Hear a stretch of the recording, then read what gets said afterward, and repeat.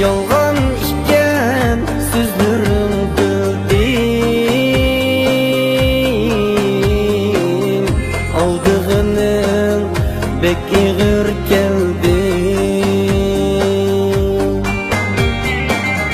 Yolgan iken sözlerim bildim, aldığının bek ağır geldi.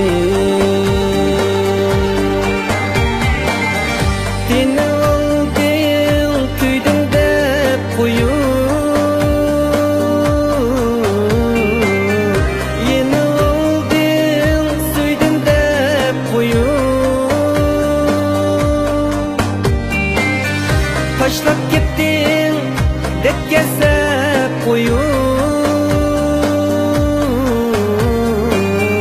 taşlığının bek ağır geldi.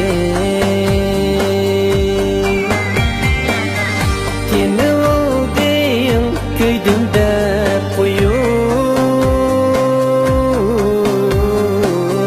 aldığının bek ağır geldi. Yine oldun söydün dep koyun, taşlığının bek ağır geldi.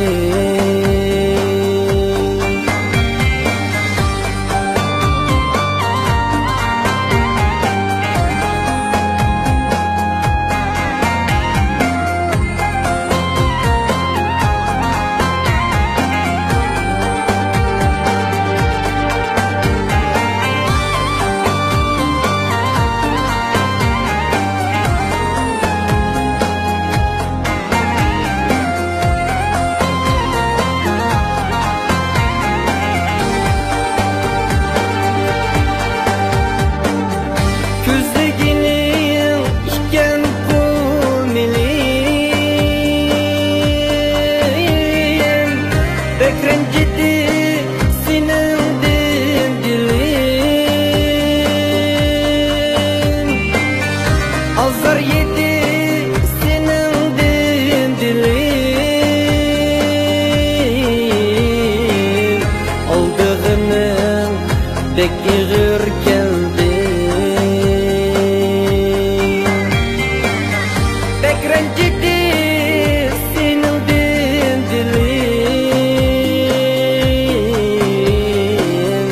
aldığının bek ağır geldi.